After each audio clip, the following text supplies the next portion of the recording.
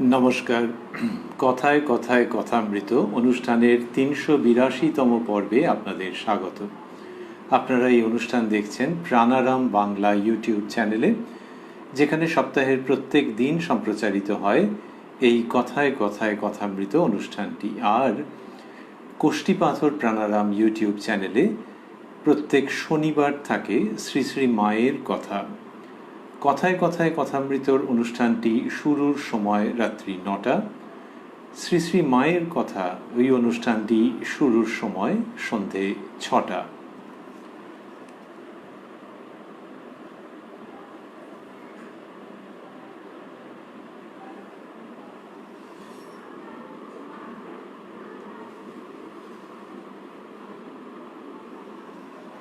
শ্রী শ্রী রামকৃষ্ণ কথামৃততে আমরা গতকাল ছিলাম এবং আজকেও সানন্দে অবস্থান করব ১ মার্চ ১৮৮৫ প্রসঙ্গে। সেদিন শ্রীরামকৃষ্ণ দক্ষিণেশ্বরে উপস্থিত ছিলেন। দিনটি ছিল দোলযাত্রার পুণ্য উপলক্ষ। শ্রীরামকৃষ্ণ সমীপে ভক্তবৃন্দ উপস্থিত হয়েছিলেন এবং ঠাকুর শ্রীরামকৃষ্ণ তাদের সঙ্গে তাঁর অসাধারণ ভঙ্গিতে ধর্ম প্রসঙ্গ করছিলেন।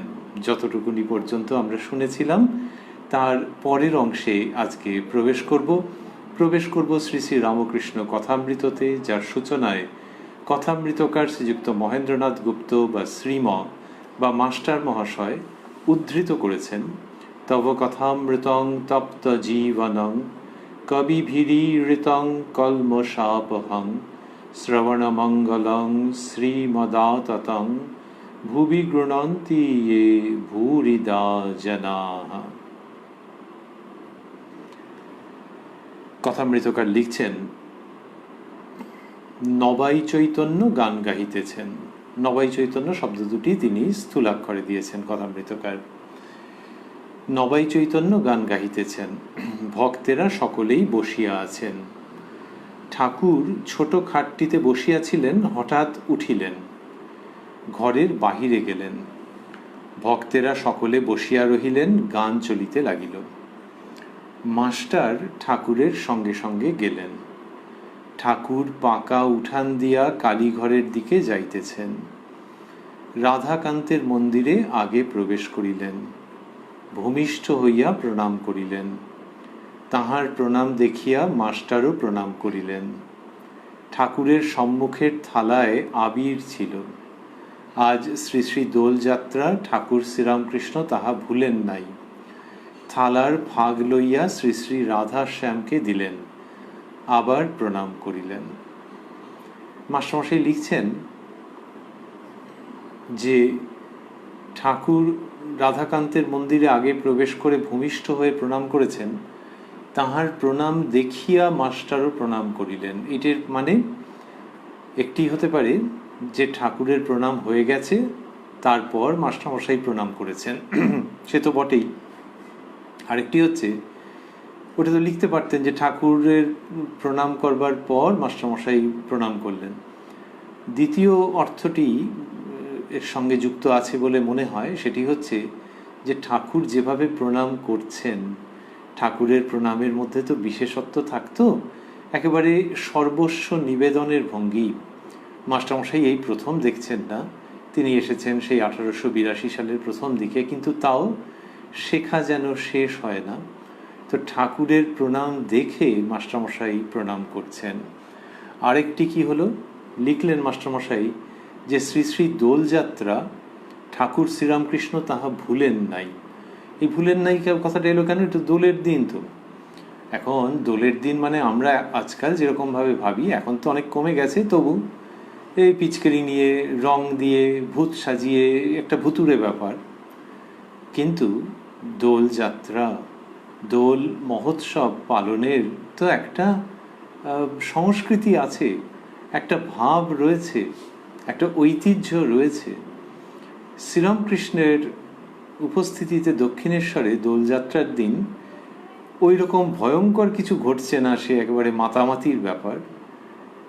ধর্ম প্রসঙ্গ হয়েছে, দোলযাত্রার আবহটি রয়েছে, সেই অ্যাম্বিয়েন্স রয়েছে, কিন্তু আলাদাভাবে বোঝা যাচ্ছে না তো যে আজকে দোলযাত্রা, যে কেউ কাউকে রং দিচ্ছেন গায়ে, এরকম তো হয়নি। আমরা যতটা পড়েছি তার মধ্যে তো দেখেছি।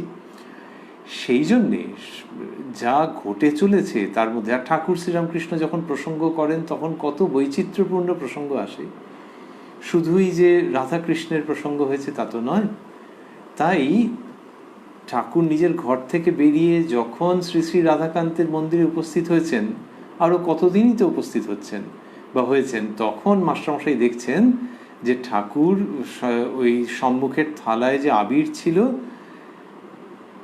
সেটি বললেন, ঠাকুরের সম্মুখের থালায় আবির ছিল, আজ শ্রী শ্রী দোলযাত্রা ঠাকুর শ্রীরামকৃষ্ণ তাহা ভুলেন নাই, থালার ফাগ লইয়া শ্রী শ্রী রাধার শ্যামকে দিলেন, আবার প্রণাম করিলেন। সেইখান থেকে মাস্টারমশাই দেখছেন যে আজকে এত রকম সব ধর্মপ্রসঙ্গ হওয়া সত্ত্বেও ঠাকুরের ওটি কিন্তু মনে আছে। আসলে ঠাকুরের মনে থাকা মানে কি, তিনি তো ওইটির সঙ্গে অঙ্গাঙ্গী, পৃথক করা যায় না তার সত্তাকে, কিন্তু মাস্টারমশাইয়ের বাইরে থেকে দেখে একটু চমক লাগছে, ভালো লাগছে, আনন্দ হচ্ছে যে ঠাকুর ভোলেননি এবং তিনি থালার ফাগ নিয়ে শ্রী শ্রী রাধার শ্যামকে দিয়েছেন। এইবার কালীঘর যাইতেছেন, কালীঘর শব্দ, এইবার কালীঘরে যাইতেছেন, কালীঘরে শব্দটি স্থূলাক্ষরে দেওয়া আছে। প্রথম 7টি ধাপ ছাড়াইয়া চাতালে দাঁড়াইলেন, মাকে দর্শন করিয়া ভিতরে প্রবেশ করিলেন। ওই যে মায়ের মন্দির সংলগ্ন যে বড় পাকা উঠোন, তারপরে উঠবার যে সিঁড়ি মা ভবতারিণীর মন্দিরে যাওয়ার পথে, সেই সিঁড়িতে 7টি ধাপ আছে। মাস্টারমশাইয়ের বর্ণনা এত উপযুক্ত, ভক্তদের চিন্তনের পক্ষে চমৎকার। লিখলেন যে প্রথম 7টি ধাপ ছাড়াইয়া চাতালে দাঁড়াইলেন, তাহলে কোনো বুঝতে অসুবিধা নেই যে কোন 7টি ধাপ। হ্যাঁ, তা সিঁড়ি আছে, তাতে আবার কি আছে, না, ওই যে 7টি ধাপ ছাড়িয়ে যেখানটায় ওই যে জায়গাটি চাতাল, ওখান থেকে আবারও 5টি ধাপ ছাড়িয়ে মায়ের মন্দিরের ঠিক বাইরেটা, সেইখান থেকে মন্দিরের ভেতরে ঢুকে যেতে হয়। তাহলে কোন সিঁড়িগুলো বা কোন ধাপগুলো? তাই প্রথম 7টি ধাপ ছাড়াইয়া চাতালে দাঁড়াইলেন, মাকে দর্শন করিয়া ভিতরে প্রবেশ করিলেন।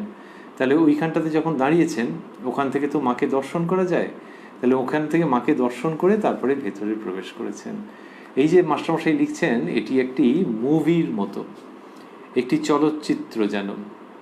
ওই ঠাকুর 7টি ধাপ উঠে চাতালে দাঁড়িয়েছেন। এবারে অনেক সময় হয় কি, মানুষে যদি ভাবা যায় যে সেকালে বা একালে তাড়াতাড়ি আছে, ওই 7টি ধাপ উঠলো, তারপরে আরো 5টা ধাপ উঠে শাঁসা করে ভেতরে চলে গেল।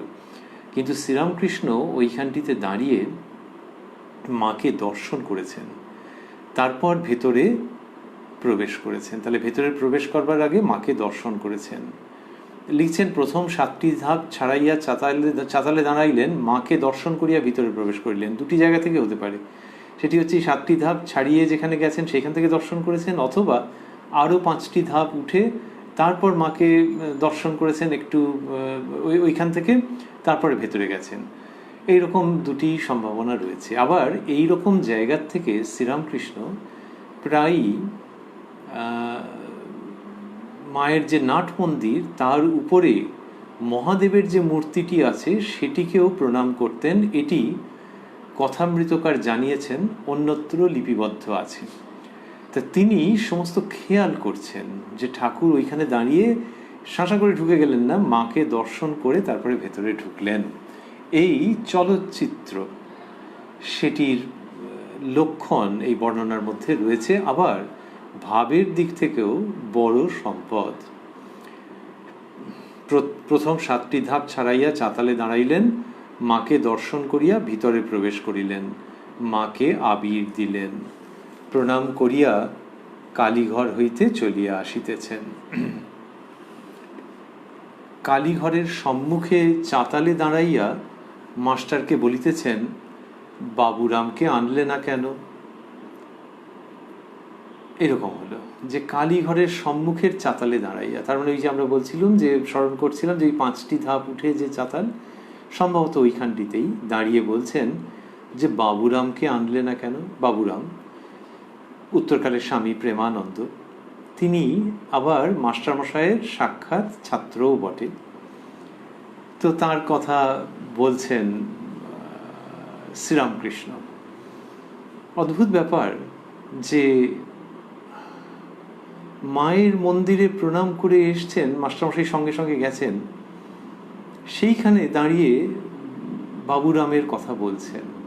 তাহলে ঠাকুর শ্রীরামকৃষ্ণ তো মায়ের মন্দিরে একেবারে আত্মহারা ভাবে থাকেন, এদিনেও নিশ্চয়ই ছিলেন, কিন্তু তার মনের মধ্যে ওই চিন্তা যে বাবুরামকে এই মাস্টার নিয়ে এলো না কেন। সেখান থেকে একটা আভাস পাওয়া যায়, এবং নিশ্চিত সেটি, যে ঠাকুরের হৃদয়ে এই সব ভাবিকালের ত্যাগী সন্তানদের জন্য কীরকম স্থান ছিল। মায়ের মন্দিরের আশেপাশে ঠাকুর শ্রীরামকৃষ্ণ যখন থাকেন, মায়ের মন্দিরের ভিতরে, এমনকি নাট মন্দিরে, তখন তার অন্যরকম ভাব। সেই মায়ের মন্দির থেকে বেরিয়ে এসে মাস্টারমশাইয়ের কাছে ওই রকম একটা অনুযোগের মতো করে বলছেন, বাবুরামকে আনলে না কেন। এদের সঙ্গে ঠাকুরের এই রকমের ভাব। ঠাকুর আবার পাকা উঠান দিয়া যাইতেছেন, সঙ্গে মাস্টার ও আর একজন আবিরের থালা হাতে করিয়া আসিতেছেন। ঘরে প্রবেশ করিয়া সব পটকে ভাগ দিলেন, দু একটি পট ছাড়া নিজের ফটোগ্রাফ ও যীশুখ্রিস্টের ছবি, এই দুটিতে তিনি ভাগ দিলেন না, স্বাভাবিক। এইবার বারান্দায় আসিলেন। নরেন্দ্র ঘরে ঢুকিতে বারান্দায় বসিয়া আছেন, কোনো কোনো ভক্তের সহিত কথা কহিতেছেন। এইবার কি হয়েছে যে ঠাকুর বারান্দায় এলেন, কোন বারান্দায় লেখা নেই, মনে হয় উত্তর পূর্বের বারান্দায়, কারণ মায়ের মন্দির থেকে এসেছেন তো, তার দক্ষিণ পূর্বের যে টানা বারান্দা, সেখানে নরেন্দ্রনাথ থাকলে ঠাকুর দেখতেই পেতেন। তো মাস্টারমশাই যেভাবে উল্লেখ করছেন তাতে মনে হচ্ছে উত্তর পূর্বের বারান্দা। এইবার বারান্দায় আসিলেন। নরেন্দ্র ঘরে ঢুকিতে বারান্দায় বসিয়া আছেন, মানে ঘরে ঢোকার মুখে। কোনো কোনো ভক্তের সহিত কথা কহিতেছেন। ঠাকুর নরেন্দ্রের গায়ে ফাঁক দিলেন। ঘরে ঢুকিতেছেন, মাস্টার সঙ্গে আসিতেছেন, তিনিও আবির প্রসাদ পাইলেন। এরকম হলো। তারপরে তিনি ঘরে ঢুকলেন, মাস্টারমশাই সঙ্গে এলেন এবং তিনিও আবির প্রসাদ পাইলেন। এটা মাস্টারমশাই লিখছেন। আবার লিখছেন, ঘরে প্রবেশ করিলেন, যত ভক্তদের গায়ে আবির দিলেন, সকলেই প্রণাম করিতে লাগিলেন। এই শব্দগুলি স্থূলাক্ষরে দেওয়া আছে, যত ভক্তদের গায়ে আবির দিলেন। অপরাহ্ন হইল, ভক্তেরা এদিক ওদিক বেড়াইতে লাগিলেন। ঠাকুর মাস্টারের সঙ্গে চুপি চুপি কথা কহিতেছেন। ছোকরা ভক্তদের কথা কহিতেছেন, বলছেন, আচ্ছা সবাই বলে বেশ ধ্যান হয়, পল্টুর ধ্যান হয় না কেন? তার বালক ভক্ত, আগেও আমরা দেখেছি যে শ্রীযুক্ত পল্টুর ধ্যান হচ্ছে না, এইটি নিয়ে শ্রীরামকৃষ্ণের চিন্তা রয়েছে। এই একটা অদ্ভুত ব্যাপার যে ভেতরে ওই সমস্ত ভাবনাগুলো রীতিমতো ঘোরাফেরা করছে। ঠাকুর নানান কথার মাঝখানে যেরকম বলছেন তাতে বোঝা যাচ্ছে যে এই ভক্ত সন্তানদের সঙ্গে তার একটা সম্পর্কের জায়গা, ভক্তদের সংসার, এবং সেখানে এই শুদ্ধ সত্য ত্যাগী ভক্ত যাদের তিনি নিয়ে লীলা করছেন, তাদের জন্যে ওনার কীরকম ভাব। ঠিক যেন আমরা সংসার কথাটি ওই জন্য এলাম যে সংসারের পাঁচজনের সম্পর্কে যেমন চিন্তা থাকে একজন মানুষের, যে এ কেমন আছে, ও কেমন আছে, আচ্ছা সে তো আসেনি, ওর সঙ্গে তো দেখা হলো না গতকাল। ঠাকুরের সেই রকম। ঠাকুর বলতেন যে ভক্তি ভক্ত লয়ে থাকা।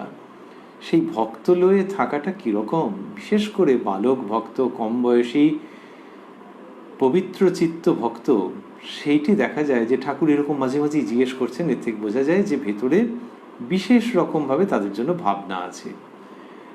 বললেন যে আচ্ছা সবাই বলে বেশ ধ্যান হয়, পল্টুর ধ্যান হয় না কেন? তারপর বলছেন, নরেন্দ্রকে তোমার কীরকম মনে হয়? আবারও এইরকম প্রসঙ্গ আসছে, এবং এবারে নরেন্দ্রনাথের কথা বলছেন। নরেন্দ্রকে শব্দটি স্থূলাক্ষরে দেওয়া আছে। নরেন্দ্রকে তোমার কীরকম মনে হয়? বেশ সরল, তবে সংসারের অনেক তাল পড়েছে, তাই একটু চাপা, ও থাকবে না। নরেন্দ্রনাথের সম্পর্কে এইরকম বললেন। একটু আগেই নরেন্দ্রনাথের সঙ্গে দেখা হয়েছে, আর এখানে মাস্টারমশাইকে বলছেন। মাস্টারমশাইকে মাঝে মাঝে এরকম জিজ্ঞেস করতেন, যেন দুটো কারণ। একটি হচ্ছে যে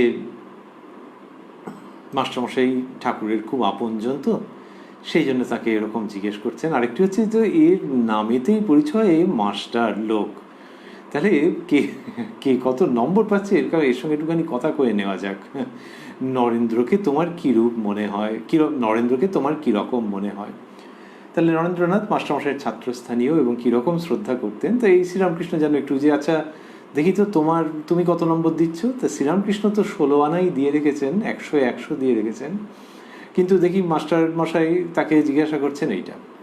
আরেকটি কারণ আছে বলে বোধ হয়, সেটি হচ্ছে যে নরেন্দ্রনাথ শ্রীরামকৃষ্ণের প্রধান বার্তাবহ, তো তিনি সেটি হয়ে চলবেন, সেটি তার রামকৃষ্ণ নির্দিষ্ট ভূমিকা।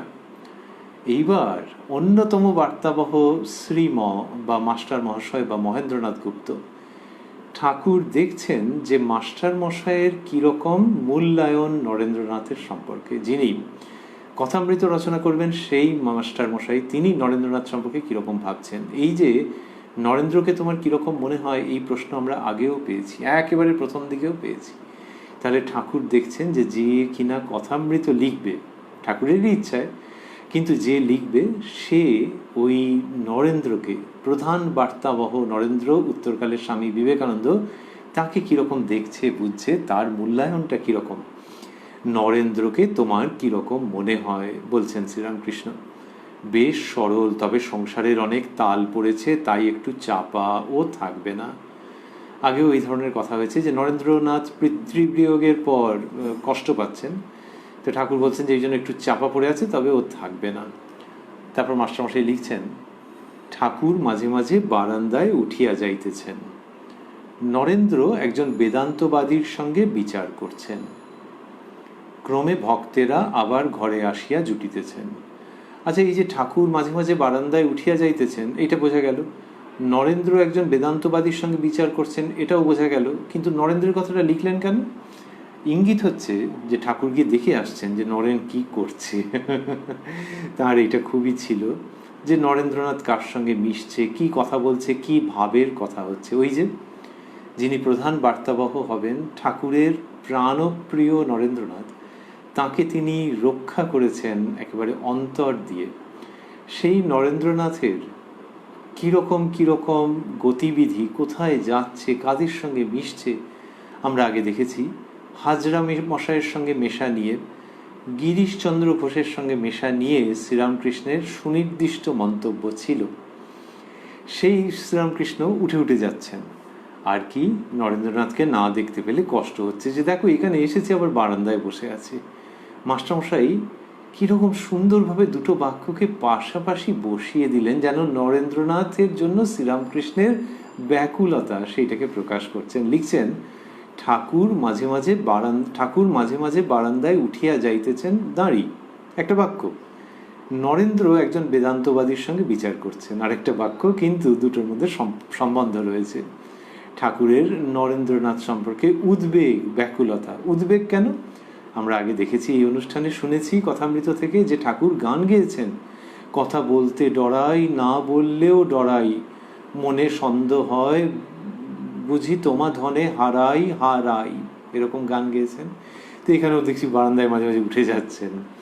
তারপরে মাস্টারমশাই লিখছেন, ক্রমে ভক্তেরা আবার ঘরে আসিয়া জুটিতেছেন, মহিমাচরণকে স্তব পাঠ করিতে বলিলেন। মহিমাচরণ বাবু, শ্রীযুক্ত মহিমাচরণ চক্রবর্তী মহাশয় কাশীপুরে থাকতেন, বেদান্ত অধ্যয়ন করতেন, এবং ঠাকুর তাকে দিয়ে মাঝে মাঝেই স্তব পাঠ করিয়েছেন। মহিমাচরণ বাবুর কাছে নির্দিষ্ট কিছু স্তব শুনতে ঠাকুর ভালোবাসতেন। মহিমাচরণকে স্তব পাঠ করিতে বলিলেন। তিনি মহানির্বাণ তন্ত্র তৃতীয় উল্লাস হইতে স্তব বলিতেছেন, হৃদয় কমল মধ্যে নির্বিশেষং নিরীহং হরিহর বিধিবেদ্যং যোগী ভীর ধ্যান গম্যম জনন মরণ ভীতি ভ্রংশী সচ্চিৎ স্বরূপম সকল ভুবন বীজং ব্রহ্ম চৈতন্য মীড়ে। অর্থাৎ হৃদয় কমলের মধ্যে যে ব্রহ্ম চৈতন্য উপস্থিত রয়েছেন, যিনি ভেদরহিত, নিশ্চেষ্ট, যিনি হরি হর ও ব্রহ্মার জ্ঞেয়, যোগীদের ধ্যানগম্য, যিনি জন্ম মরণের ভীতি নাশ করেন, যার মধ্যে সকল ভুবনের বীজ রয়েছে, সেই তাকে, সেই সচ্চিদানন্দকে আমি ধ্যান করি। হৃদয় কমল মধ্যে নির্বিশেষং নিরীহং হরিহর বিধিবেদ্যং যোগীভীর ধ্যানগম্যম জনন মরণ ভীতিভ্রংশী সচ্চিৎ স্বরূপম সকল ভুবন বীজং ব্রহ্ম চৈতন্যমীড়ে। এই স্তবটির প্রসঙ্গ পরে আছে আবার। মাস্টারমশাই লিখছেন, আরও দু একটি স্তবের পর মহিমাচরণ শঙ্করাচার্যের স্তব বলিতেছেন, তাহাতে সংসার কূপের, সংসার গহনের কথা আছে। মহিমাচরণ সংসারী ভক্ত। মাস্টারমশাই মাঝে মাঝে যেরকম একটা বাক্য রেখে দেন মন্তব্যের আকারে, এই অসামান্য।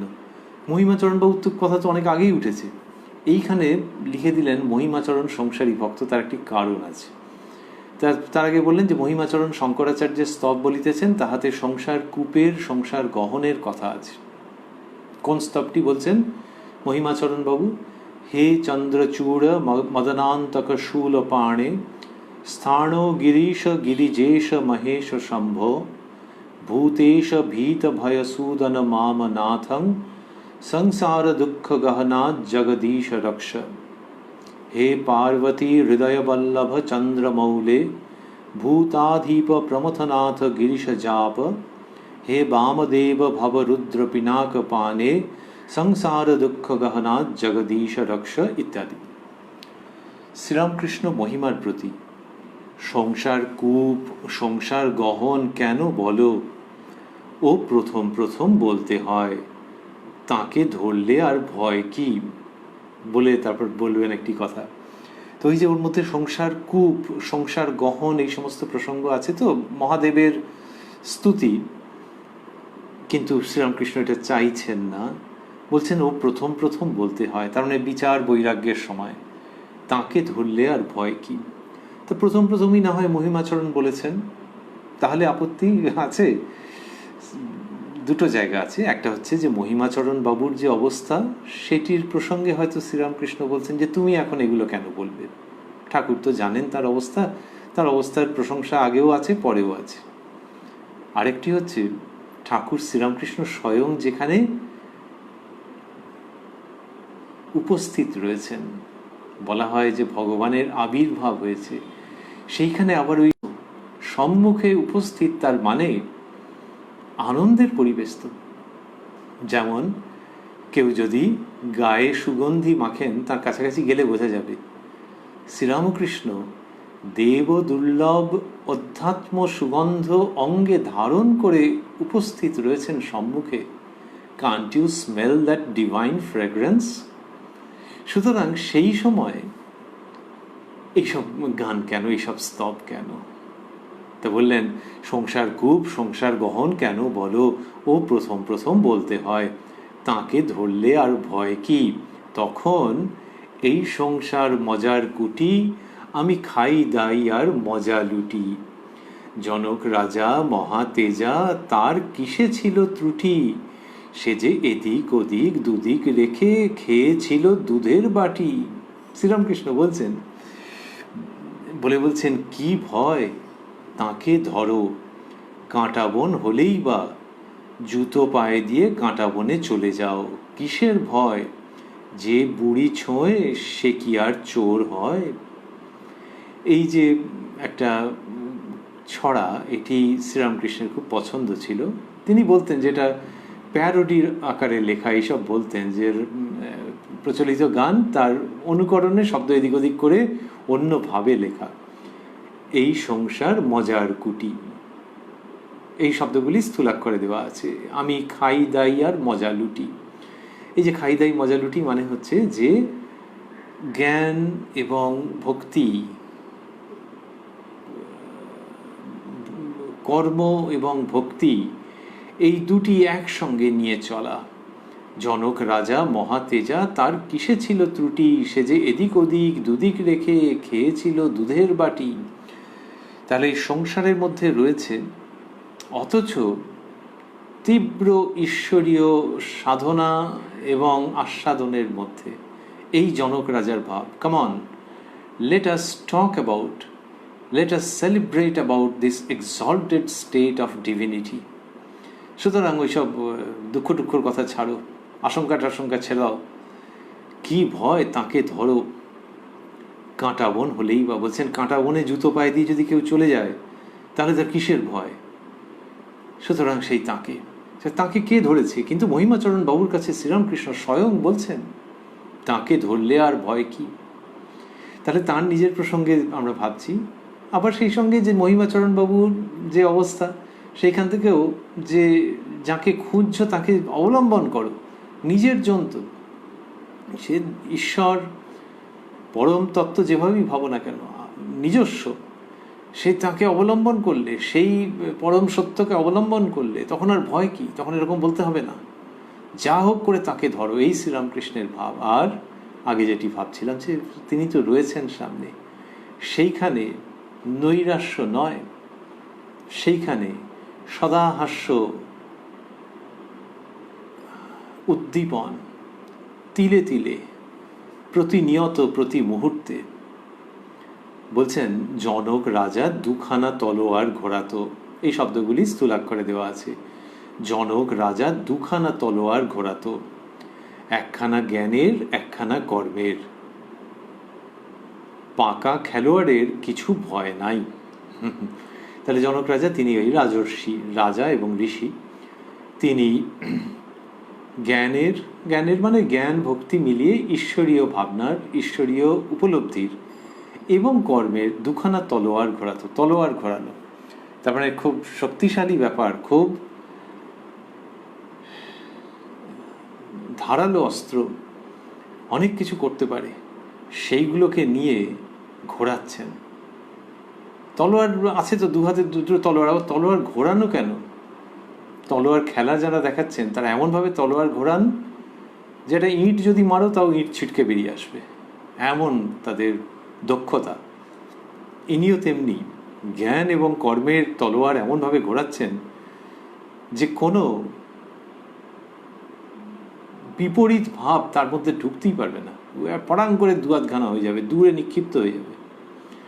জনক রাজা দুখানা তলোয়ার ঘোরাতো, একখানা জ্ঞানের একখানা কর্মের, পাকা খেলোয়াড়ের কিছু ভয় নাই, শ্রীরামকৃষ্ণ বলছেন।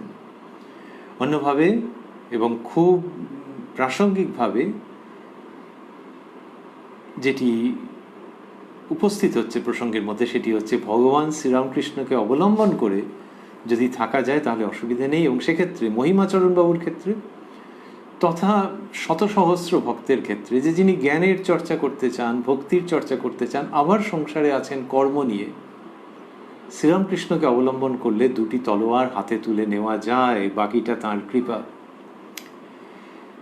এইরূপ ঈশ্বরীয় কথা চলিতেছে। ঠাকুর ছোট খাটটিতে বসিয়া আছেন, খাটের পাশে মাস্টার বসিয়া আছেন। ঠাকুর মাস্টারকে ও যা বললে তাইতে টেনে রেখেছে। তো ঈশ্বরীয় কথা হচ্ছে তো। এইবার মহিমাচরণ বাবু হয়তো একটু অন্যত্র গেছেন বা সেই দিনের জন্য বিদায় গ্রহণ করেছেন, সেটা লেখা নেই কিছু। এইবার কি হয়েছে যে খাটের পাশে মাস্টার বসিয়ে আছেন। মাস্টারমশাইয়ের কি বলবো আমরা, কোনো শব্দ নেই। সৌভাগ্য বললে টললে ঠিক হয় না, কিরকম একটা সত্তা। ঠাকুর বলতেন যে এখানে যতদিন আসো নাই ততদিন নিজেকে চিনতে পারো নাই, এখন তো পেরেছ, যেমন পিতা আর পুত্র। এই পরমাত্মীয়ের ভাব ঠাকুর দিয়েছেন এবং চিনিয়ে দিয়েছেন। এইখানে দেখছি যে মাস্টারমশাই ঠাকুরের খাটের পাশে বসে আছেন, নিচে নয়। এক্ষেত্রে নিচে হলে তো বলেন তিনি। আগে আমরা পেয়েছি যে ঠাকুরের পদসেবা করছেন খাটে বসে। তো এইখানে দেখা যাচ্ছে যে খাটের একপাশে বসে আছেন ঠাকুর শ্রীরামকৃষ্ণ, যিনি ওই স্পর্শ সকলে নিতে পারতেন না, তার ভাগবতী তনুতে সেটি গৃহীত হতে পারত না, সেই তিনি খাটের উপরে যাকে বসতে দিয়েছেন পরম স্নেহের সঙ্গে, সেই মাস্টারমশাইয়ের কথা আমাদের স্মৃতিপটে উদিত হচ্ছে ও আমরা ভূমিষ্ঠ প্রণতি জানাচ্ছি তাকে। শ্রীরামকৃষ্ণ তো রয়েছেনই, আর যেন ঠাকুরের সম্মতি নিয়ে আমরা মাস্টারমশাইকে প্রণাম জানাচ্ছি। ঠাকুরের সেই চিহ্নিত ব্যক্তি শ্রীরামকৃষ্ণ লীলার বেদব্যাস মুনি, এই মাস্টারমশাই। শ্রীরামকৃষ্ণ লীলার বেদব্যাস যে তিনি, এই কথাটি বলেছেন স্বামী প্রেমানন্দজি মহারাজ।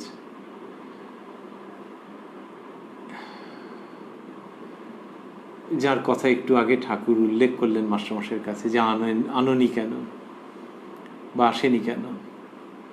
তো সেই মাস্টারমশাইকেও আমরা প্রণাম নিবেদন করছি অন্তর থেকে। খাটের পাশে মাস্টার বসিয়ে আছেন।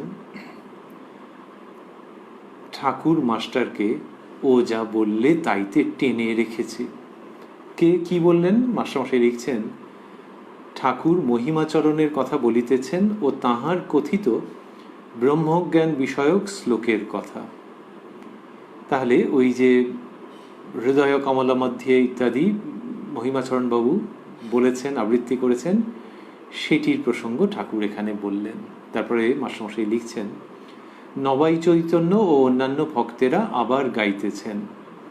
এবার ঠাকুর যোগদান করিলেন আর ভাবে মগ্ন হইয়া সংকীর্তন মধ্যে নৃত্য করিতে লাগিলেন। এইটা ঠাকুরের একটা অপূর্ব ভাব। ওই যে তিনি আচার্য পুরুষ, তিনি ধর্মের উপদেশ দেন, কত গভীর উপদেশ দেন। কারুর কোনো ত্রুটি থাকলে সংশোধন করে দেন একেবারে নির্দিষ্ট রূপে। সেই আচার্য পুরুষই যখন সংকীর্তন হচ্ছে এবং খুব ভাবের সঙ্গে হচ্ছে, তার মধ্যে এমনভাবে যোগদান করছেন যেন he is a participator all the time. তিনি যেন এটা অংশগ্রহণ করছেন, যে দেবদেবীর গান হচ্ছে, সংকীর্তন হচ্ছে, নৃত্য হচ্ছে, তার মধ্যে একেবারে নেচে তিনি মত্ত হয়ে যাচ্ছেন। আচার্য হলে সাধারণত তো একটু পার্থক্য থাকে, যে আমি দেখবো, আমি শুনবো, আমি আনন্দ করবো, আমি প্রশংসা করবো, কিন্তু নিজে যোগদান হয়। কিন্তু ঠাকুর যোগদান করছেন। তিনি বলতেন, ভাগবত ভক্ত ভগবান তিনে এক, একে তিন। শ্রীরামকৃষ্ণ যখন সংকীর্তনে যোগদান করছেন, তখন ওই প্রথম এবং শেষ এই দুটিকে একসঙ্গে দেখতে পাওয়া যাচ্ছে, যে দ্বিতীয় এবং তৃতীয় ভক্ত এবং ভগবান এক হয়ে যাচ্ছেন। তো এইখানে আবারও দেখছি, এরকম বহুবার আছে কথামৃততে, এখানে আবারও দেখছি সেরকম লিখছেন মাস্টারমশাই, নবাই চৈতন্য অন্যান্য ভক্তেরা আবার গাইতেছেন। এবার ঠাকুর যোগদান করিলেন আর ভাবে মগ্ন হইয়া সংকীর্তন মধ্যে নৃত্য করিতে লাগিলেন। কি অপূর্ব যে যিনি এরকম বলেন, তিনি আমাদের সঙ্গে মিলেমিশে নাচেন। Yes, he is a participator. তিনি সত্যি সত্যি যে অংশগ্রহণ করছেন সংকীর্তনের মধ্যে, তাই নয়, এই মানব সমাজের যে বৈচিত্র্যপূর্ণ সংকীর্তন সম্প্রসারিত অর্থে, তার মধ্যেও অংশগ্রহণ করবেন বলেই অবতীর্ণ হয়েছেন, এবং সেই অর্থে তিনি অবতার। মানুষে যেমনভাবে থাকে, ওই দাদার হাত ধরে কামারপুকুর থেকে চলে এলেন ঝামাপুকুরে, তারপরে দক্ষিণেশ্বরে আসবো কি আসবো না, গিয়ে থাকবো কি থাকবো না, এই করতে করতে দক্ষিণেশ্বরে চলে এলেন। এই তো অংশগ্রহণ, just like any other human being. অন্য কোনো মানুষের মতো সে অংশগ্রহণ করছেন, এবং সেই জন্যেই রিলেট করতে খুব সুবিধে হয়, যে আচ্ছা এই ইনি তারপর তিনি কি বলছেন শুনি শুনি শুনি। তিনি বলছেন ঈশ্বর দর্শনই মানুষ জীবনের উদ্দেশ্য। যিনি এই মানব জীবনের যে শোভাযাত্রা, তার মধ্যে হাসিতে কান্নাতে বিভিন্ন ভাবের ওঠাপড়ার মধ্যে অংশগ্রহণ করেন, তার কথা শুনতে তো ইচ্ছে হবে যে উনি আমাদেরই মতো। আচ্ছা দেখি শুনি কি বলছেন। তখন দেখা যাবে যে ওই মানুষ জীবনের উদ্দেশ্য ঈশ্বর দর্শনের কথা তিনি বলেন, তিনি জীবন যাপন করেন সমুচ্চ ঈশ্বরীয় ভাবে 24 ঘন্টা 7 দিন। এই শ্রীরামকৃষ্ণের যোগদান। তাই সংকীর্তন মধ্যে নৃত্য করিতে লাগিলেন যখন বলছেন মাস্টারমশাই, তখন আমাদের মনে হচ্ছে যে এটি খুব সম্প্রসারিত অর্থেও অতীব সত্য। কীর্তনান্তে ঠাকুর বলিতেছেন, এই কাজ হলো আর সব মিথ্যা, প্রেম ভক্তি বস্তু আর সব অবস্তু। এই কথাগুলিকে স্থূলাক্ষরে দেওয়া আছে। এই কাজ হলো আর সব মিথ্যা, প্রেম ভক্তি বস্তু আর সব অবস্তু। কি সুন্দর! নিজে গেয়েছেন, নেচেছেন, কীর্তনের পর এইসব কথা বলছেন। এই কাজ হলো, তার মানে এই ঠিক ঠিক হলো জানো, আর সব মিথ্যা। মিথ্যা মানে ওই অর্থে তিনি একবারে অদ্বৈত বেদান্তবাদীর দৃষ্টিতে বলেন না, কিন্তু ভক্তির দৃষ্টিতেই যখন বলছেন তখন ওইটা থাকছে। ভক্তি ভক্তের দৃষ্টিতেই তো বলছেন এখানে, আমরা তাই পাচ্ছি যে ওই যে এই কাজ হলো, মানে এই সংকীর্তন এটাই কাজ হলো, আর সব মিথ্যা। তাহলে এর সঙ্গে বৈপরীত্য দেখতে হবে। তো সেখানে হচ্ছে যে এই ভক্তি নিয়ে থাকা, ইষ্ট চিন্তায়, পবিত্রতায়, সংযমে, প্রত্যাহারে ভরপুর হয়ে আনন্দময় জীবনের উচ্চ অবস্থানে অবস্থান করা, উচ্চ স্থানে অবস্থান করা এবং সেখান থেকে বিচ্যুত না হওয়া, এই হলো, এই কাজ হলো আর সব মিথ্যা। তার মানে যেখানে বিক্ষেপ সেসব মিথ্যে। প্রেম ভক্তি বস্তু আর সব অবস্তু। কি অপূর্ব এই উচ্চারণ নাম সংকীর্তনের পরে। অনেক সময় হয় কি, কোনো অনুষ্ঠানের পরে প্রসাদ বিতরণের ব্যবস্থা থাকে, ভক্তদের ভালো লাগে যে অনেকক্ষণ রয়েছেন, তারপরে একটু প্রসাদ হাতে করে নিলেন, নিয়ে কপালে ঠেকে তখনই খেয়ে ফেললেন, হয়তো একটু খিদেও পেয়েছে। শ্রীরামকৃষ্ণ এই নাম সংকীর্তনের পরে যে প্রসাদ দিচ্ছেন, সেটি মুখ দিয়ে নয়, কান দিয়ে অন্তরে গ্রহণ করবার মতো। আর ওই প্রসাদের তো নিশ্চয়ই মাহাত্ম্য আছে, যেটি হাতে করে নিয়ে মুখে দেওয়া হয়েছে, তবে খিদের মুখে খেয়েছে, আবার খিদেও পেয়ে যাবে। আর শ্রীরামকৃষ্ণ যে প্রসাদ দিচ্ছেন, তাহলে ওই প্রসাদের মাহাত্ম্যের কথা স্মরণ রেখে ভাবছি, শ্রীরামকৃষ্ণ যে প্রসাদ প্রদান করছেন সেটি অন্তরে গ্রহণ করবার, এবং তার ক্ষয় নাই গো ক্ষয় নাই। বলছেন প্রেম ভক্তি বস্তু আর সব অবস্তু। ওই শ্রীরামকৃষ্ণ ধর্মভাবে ভরপুর, আধ্যাত্মিকতার জীবন্ত প্রেমময় বিগ্রহ। তিনি যখন বলেন প্রেম ভক্তি বস্তু আর সব অবস্তু, তখন নিশ্চিত রূপে সংকীর্তনের পরে প্রসাদ বিতরিত হয়, হরির লুটের মতো বিতরিত হয়, যে যে যত পারো তুলে নাও। যখন বাতাসা দেওয়া হয় তখন একটু ভেঙে গেল হয়তো, বা কেউ হাতের মধ্যে করে একটু মুঠো করে ভেঙে দিলেন, নাও নাও নাও, যত পারো তুলে নাও। কেউ কি সব নিতে পারে নাকি? তাহলে অন্যেরা কি হবে? কিন্তু এটা ভাবা হয় যতটা পারি তুলে নিই। শ্রীরামকৃষ্ণ যা প্রদান করছেন, প্রেম ভক্তি বস্তু আর সব অবস্তু, এর সবটা নিয়ে নেওয়া যায়, তাতে কারুর কিচ্ছু কম পড়বে না। বলা হচ্ছে উপনিষদে, পূর্ণমদঃ পূর্ণমিদং পূর্ণাৎ পূর্ণমুদচ্যতে পূর্ণস্য পূর্ণমাদায় পূর্ণমেবাবশিষ্যতে। শ্রীরামকৃষ্ণ যা প্রদান করছেন এগুলি বাংলা ভাষায় উচ্চারিত মন্ত্র। সেই মন্ত্র যদি একজন সবটা অন্তরে গ্রহণ করেন, তাহলে আরও কোটি ব্যক্তিও গ্রহণ করতে পারেন। কারণ পূর্ণ থেকে পূর্ণ গ্রহণ করলে এক্সেলেন্ট ব্যাপার হচ্ছে যে পূর্ণই থেকে যায়, কোনো তোমার আক্ষেপ নেই, যত পারো নিয়ে নাও। শ্রীরামকৃষ্ণ সেইভাবে পূর্ণ ভক্তির হরির লুট দিচ্ছেন। সেদিনে যারা ছিলেন উপস্থিত, পরবর্তীকালে, আজকে, ভবিষ্যতে, যিনি যত পারবেন সবটা হলে সবটাই অন্তর থেকে যেন গ্রহণ করে নেন। প্রেম ভক্তি বস্তু আর সব অবস্তু এই হরির লুট থেকে। বৈকাল হইয়াছে, ঠাকুর পঞ্চবটিতে গিয়াছেন। মাস্টারকে বিনোদের কথা জিজ্ঞাসা করিতেছেন। বিনোদ মাস্টারের স্কুলে পড়িতেন। বিনোদের ঈশ্বর চিন্তা করে মাঝে মাঝে ভাবাবস্থা হয়, তাই ঠাকুর শ্রীরামকৃষ্ণ তাহাকে ভালোবাসেন। শ্রীযুক্ত বিনোদ বিহারী সোম, এর কথা আমরা আগেও পেয়েছি। এইবার ঠাকুর মাস্টারের সহিত কথা কহিতে কহিতে ঘরে ফিরিতেছেন, পঞ্চবটির দিক থেকে ঘরে আসছেন। বকুলতলার ঘাটের কাছে আসিয়া বলিলেন, আচ্ছা, এই যে কেউ কেউ অবতার বলছে, তোমার কি বোধ হয়? এই মাস্টারমশাইকে এরকম তিনি মাঝে মাঝেই জিজ্ঞেস করেছেন, একেবারে সেই প্রথম দিক থেকেই জিজ্ঞেস করেছেন। মাস্টারমশাই উত্তরে কি বললেন সেটি এখানে উল্লেখ করেননি, হয়তো খুব গোপন অন্তরঙ্গ কথা। জিজ্ঞেস যে করছেন সেটি সাধক পণ্ডিত গবেষকদের মতে মূলত দুটি কারণে। একটি হচ্ছে, ঠাকুর শ্রীরামকৃষ্ণই বলতেন যে যারা এখানে আসছে তাদের দুটি জিনিস জানলেই হলো, আমি কে আর এখানকার সঙ্গে তাদের সম্পর্ক কি। সেইখান থেকে মাস্টারমশাইকে জিজ্ঞেস করা এইরকম প্রশ্ন, আচ্ছা, এই যে কেউ কেউ অবতার বলছে, তোমার কি বোধ হয়? আরেকটি কারণ হচ্ছে যে মাস্টারমশাই ওই যে তিনি রচনা করবেন শ্রী শ্রী রামকৃষ্ণ কথামৃত ঠাকুর শ্রীরামকৃষ্ণের ইচ্ছায়, আশীর্বাদে, কৃপায়। তাই তিনি কীরকমভাবে ঠাকুরকে বুঝছেন, ঠাকুর সম্পর্কে তাঁর মনোগত অবস্থান, দৃষ্টিভঙ্গি কি, সেটি ঠাকুর মাঝে মাঝে যেন দেখে নিচ্ছেন। তিনি তথ্যের দিক থেকেও যাচাই করেছেন। আমরা আগে পেয়েছি যে মাস্টারমশাইকে জিজ্ঞেস করছেন যে আচ্ছা, আজকে কি কি কথা হয়েছিল বলো দেখি।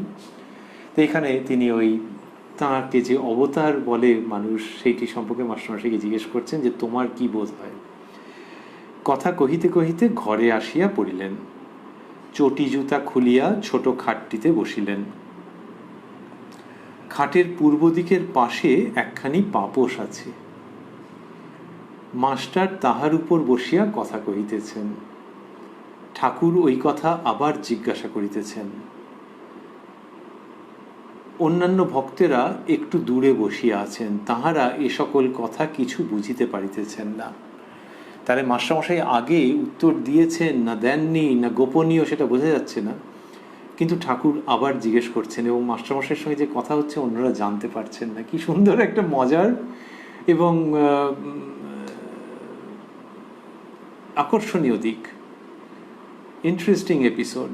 তো বলছেন যে মাস্টারমশাই কি হয়েছে, যে যখন ঘরে এসেছেন তখন ঘরে এসে চটি জুতো খুলে ছোট খাটটিতে বসেছেন এবং খাটের পূর্ব দিকের পাশে একখানি পাপোশ আছে। মাস্টার তাহার উপর বসিয়া কথা কহিতেছেন। পূর্ব দিকের মানে হচ্ছে ঠাকুরের ঘর থেকে মূল ফটকের দিকে তাকাতে গেলে পূর্ব দিকে তাকানো হচ্ছে, সেইখানে পূর্ব দিকের পাশে একখানি পাপোশ। আচ্ছা, পাপোশ কি জন্য? ঠাকুরই নিশ্চয়ই তার উপরে পদযুগল স্থাপন করেন। কি জন্যে? ধুলো হলে তাই করেন। শ্রীরামকৃষ্ণের পদধূলি আছে, তো মাস্টার মশাই তাঁর সেই পাপোশের উপরেই বসেছেন। অপূর্ব ভাব। নাহলে লোকে কেউ পাপোশের উপর বসে? কিন্তু ওই চরণ ধুলির তিনি ভিখারি। ঠাকুর ওই কথা আবার জিজ্ঞাসা করিতেছেন। তো ভক্তরা দূরে বসে আছেন, তো তারা বুঝতে পারছেন না। শ্রীরামকৃষ্ণ, তুমি কি বলো? মাস্টার, আজ্ঞা, আমারও তাই মনে হয়, যেমন চৈতন্যদেব ছিলেন, মানে ওই অবতারত্বের প্রসঙ্গ। শ্রীরামকৃষ্ণ, পূর্ণ না অংশ না কলা, ওজন বলো না। মানে অবতার রূপে যে এসেছেন তিনি, তাহলে পুরোপুরি নাকি অংশ রূপে? বলছেন পূর্ণ না অংশ না কলা, ওজন বলো না। মাস্টার, আজ্ঞা, ওজন বুঝতে পারছি না, তবে তাঁর শক্তি অবতীর্ণ হয়েছেন, তিনি তো আছেনই। শ্রীরামকৃষ্ণ, হ্যাঁ, চৈতন্যদেব শক্তি চেয়েছিলেন। ঠাকুর কিয়ৎক্ষণ চুপ করিয়া রহিলেন, পরেই বলিতেছেন, কিন্তু ষড়ভুজ? ওই যে চৈতন্যদেব শক্তি চেয়েছিলেন, এই যে মাস্টারমশাই বললেন যে তবে তাঁর শক্তি অবতীর্ণ হয়েছেন, ওই শক্তির প্রসঙ্গটির মধ্যে শ্রীরামকৃষ্ণ অবস্থান করছেন। বললেন যে হ্যাঁ, চৈতন্যদেব শক্তি চেয়েছিলেন, তারপরেই বলছেন কিন্তু ষড়ভুজ। কিছুক্ষণ চুপ করে থাকার পরেই বললেন, আর এই ষড়ভুজ শব্দটি স্থূলাক্ষরে দেওয়া আছে। মাস্টারমশাই লিখছেন নিজের সম্বন্ধেই, মাস্টার ভাবিতেছেন চৈতন্যদেব ষড়ভুজ হয়েছিলেন, ভক্তেরা দেখিয়াছিলেন। ঠাকুর এ কথা উল্লেখ কেন করিলেন? মাস্টারমশাইয়ের এই প্রশ্ন তিনি এখানে শুধু উপস্থাপন করেছেন, এটির উত্তর দেওয়া বা পাওয়া সহজ সাধ্য নয়। চৈতন্যদেব যে ষড়ভুজ হয়েছিলেন, সেই রূপে যে তার দর্শন, সেটি ঠাকুরের ক্ষেত্রে কি হয়, এই রকমই হয়তো তিনি উল্লেখ করছেন। যেহেতু মাস্টারমশাই বলেছেন তবে তার শক্তি অবতীর্ণ হয়েছেন, তাহলে এখানে কি ওরকম কিছু দেখা যাচ্ছে, এরকম ভাবে হয়তো ঠাকুর উল্লেখ করছেন। ওই মাস্টারমশাইয়ের সঙ্গে কিছুটা কথিত কিছুটা অকথিত প্রসঙ্গ চলছে এবং ঠাকুর সেইভাবেই তাকে গড়ে তুলছেন। ঠাকুরের মধ্যে ওই রকম আদার ওয়ার্ল্ডলি, একেবারে সেই কিছুটা দেখলে মনে হবে অলৌকিক, সেরকম প্রকাশ ঘন ঘন ঘটেনি। এ এক অদ্ভুত আবির্ভাব, অভূতপূর্ব আবির্ভাব এই রূপে অবতারের, যার সম্বন্ধে শ্রীরামকৃষ্ণ বলছেন অবতার ও বরিষ্ঠ। সেই তাঁরই অবতরণ তত্ত্বের কিছু আভাস ইঙ্গিতের বিনিময় হচ্ছে যেন। ভক্তেরা অদূরে ঘরের ভিতর বসিয়া আছেন, নরেন্দ্র বিচার করিতেছেন। রাম সবে অসুখ থেকে সেরে এসেছেন, তিনিও নরেন্দ্রের সঙ্গে ঘোরতর তর্ক করিতেছেন, ঠাকুর দেখিতেছেন। রাম, তারপর মাস্টারমশাই বন্ধনীর মধ্যে দিয়েছেন দত্ত, মানে শ্রীযুক্ত রামচন্দ্র দত্ত মহাশয়, যিনি আবার নরেন্দ্রনাথের নিকটাত্মীয়ও বটে। তো তার সবে অসুখ থেকে এসেছেন, তিনিও নরেন্দ্রের সঙ্গে ঘোরতর তর্ক করিতেছেন। অসুখ থেকে এসেছেন এটা মাস্টারমশাই বললেন কেন? তিনি জানেন বলে, আরও কারণ আছে। ওনার কথাগুলি এমনই যে ন্যূনতম শব্দ ব্যবহার করছেন কথামৃতের মধ্যে মাস্টারমশাই, কিন্তু প্রয়োজন আছে দেখা যাচ্ছে।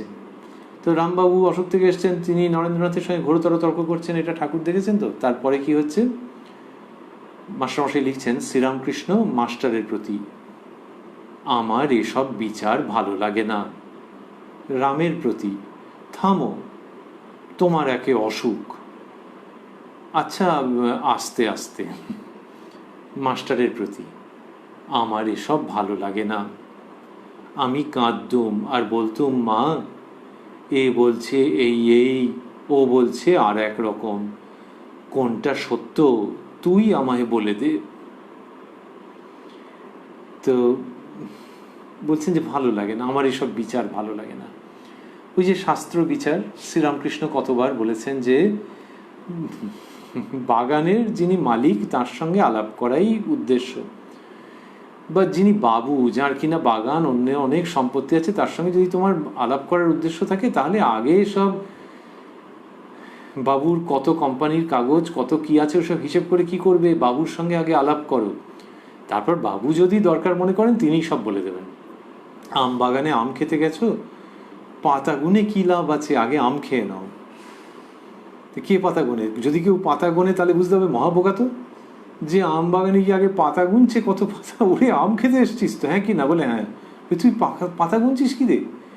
তেমনি যিনি কিনা শাস্ত্রীয় বিচার করছেন, তিনি সেই অর্থে বুদ্ধিহীন যে এই জগৎ সংসার, তার মধ্যে এসেছো, মানব দেহ লাভ করেছো, ধর্ম বিষয়ে আগ্রহ আছে, সেই জন্যই তো এইসব শাস্ত্রের মধ্যে ঢুকেছো, যেমন ওই লোকটা আম বাগানে ঢুকেছে।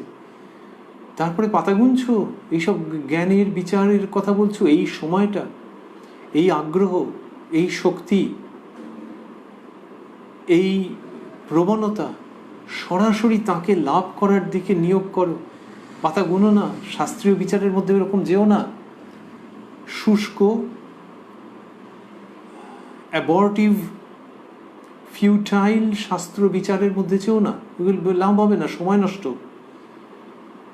তাই সেই জন্য বিচার ভালো লাগে না। আর রামবাবুরও শরীর খারাপই, কি বলো দেখিনি, এই শরীর নিয়ে বিচার করছে নরেন্দ্রের সঙ্গে। একটু ধমকের সুরেই বলেছেন, তারপর আবার একটুখানি উইথড্র করেছেন। কেন?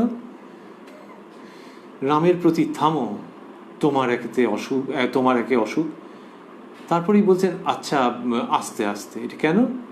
সম্ভবত নরেন্দ্রের সঙ্গে হচ্ছে বলে। নরেন্দ্রনাথকে এত ভালোবাসেন তো, নরেন্দ্রনাথ একেবারে কোমর বেঁধে তাঁর রামদাদা বলতেন এরা সাধারণত, তো তার সঙ্গে এরকম শাস্ত্রীয় তর্ক করছেন। নরেন যখন আছে, ঠিক আছে করো, কিন্তু আস্তে আস্তে। রামবাবুকেও তিনি ভালোবাসেন, কিন্তু নরেন্দ্রনাথের উপস্থিতি তো আমাদের খেয়াল রাখতেই হচ্ছে। শুধু রামবাবু থাকলে হয়তো জোর ধমকটাই দিতেন। ঠাকুরের পরম ভক্ত রামবাবু, সেটি স্মরণে রেখেও আমরা বলছি যে এখানে আমরা স্মরণ করছি যেখানে নরেন্দ্রনাথ রয়েছেন, তিনি বললেন যে তোমার একে অসুখ, আচ্ছা আস্তে আস্তে, কিন্তু তারপর ওই ভেতরে ওই আপত্তিটার খেলা করছে, সেটা ঘুরছে। মাস্টারমশাইকে বলছেন, মাস্টারমশাই লিখছেন মাস্টারের প্রতি, আমার এসব ভালো লাগে না বলেই বলছেন, আমি কাঁদতুম আর বলতুম, মা এ বলছে এই, ও বলছে আর এক রকম, কোনটা সত্য তুই আমায় বলে দে। এই যে মায়ের কাছে সরাসরি সমর্পণ, মায়ের কাছে চেয়ে নেওয়া, মাকে অনুরোধ করা, মায়ের কাছে আবদার করা, সেটা সুতীব্র মাতৃভক্তির জায়গা থেকে, অনুভূতির উষ্ণতায় জীবন্ত সঞ্জীবিত মাতৃভাবনা থেকে বলা যে কোনটা সত্য তুই আমায় বলে দে। তার মানে হচ্ছে ভঙ্গিটি হলো যে অন্যেরা বড্ড ব্যস্ত করে, আমি শাস্ত্র বিচারের মধ্যে ঢুকতে চাই না। আর অন্যেরা যখন বলছে তখন আমার মনে হয় যে যেন আমার কিছু একটা অধরা থেকে গেল, বোধহয় ধরতে পারলাম না নাকি, আর সব কত কত জ্ঞানের কথা বলছে, কিন্তু সবই তো মা তোর অধীন, তুই আমায় বলে দে কোনটা সত্য, তুই আমায় বলে দে। ভারী মিষ্টি এবং গভীর, এবং দর্শন শাস্ত্রের দিক থেকে মাথার মণি, because it is after all দর্শন। সংস্কৃত তথা বাংলা শব্দটি কি চমৎকার, যে দর্শন কি পরীক্ষায় পাশ করবার জন্য, অনার্স পেপার হিসেবে নেওয়ার জন্য, অন্যের সঙ্গে তর্ক করবার জন্য, দেখার জন্য নয়, দর্শনের জন্য নয়। সেই জায়গায় শ্রীরামকৃষ্ণ ওই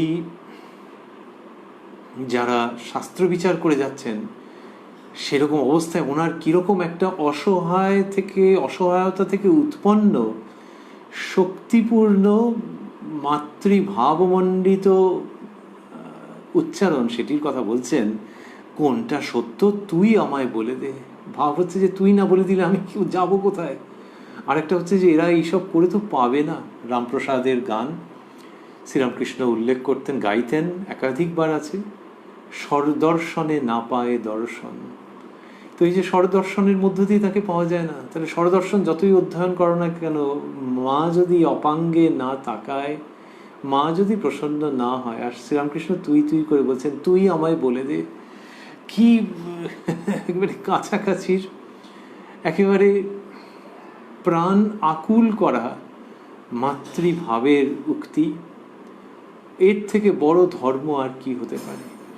শ্রীরামকৃষ্ণ সেটি বলছেন, তার দ্বারা দুটো জিনিস আসছে। একটা হচ্ছে ওই শুষ্ক ধর্মবিচার, শাস্ত্র জ্ঞান নিয়ে তর্কাতর্কি, সেটা রুদ্ধ হচ্ছে। আরেকটি হচ্ছে তিনি পুনঃসংস্থাপন করছেন এই সত্য যে লাইব্রেরিকে লাইব্রেরি, শাস্ত্র গ্রন্থের মধ্যে যা আছে সেটা ওই যে গো, ওই অমল বিমল হাস্য মুখে যে মা, সেই মায়ের থেকেই ওই সব উৎপন্ন, সেইটি পুনঃসংস্থাপিত হচ্ছে। কালী 50 বর্ণময়ী, বর্ণে বর্ণে নাম ধরে। 50 বর্ণ, সেগুলি সবই মা কালীর থেকে উৎপন্ন। এই 50 বর্ণই মা কালীর সঙ্গে অভিন্ন। কালী 50 বর্ণময়ী, বর্ণে বর্ণে নাম ধরে। সেই জন্যে তুমি নানান অক্ষরকে আলাদা করে দেখে, নানান শব্দকে আলাদা করে দেখে, নানান শ্লোককে আলাদা করে দেখে শেষ পর্যন্ত কি বুঝবে যদি না তার প্রসন্ন দৃষ্টিপাত তোমার প্রতি থাকে।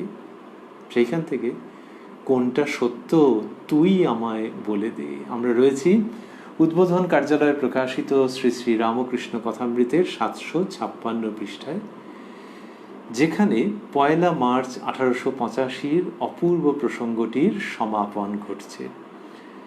আমরা এই দিনের প্রসঙ্গে একাধিক অনুষ্ঠান ধরে অবস্থান করছিলাম।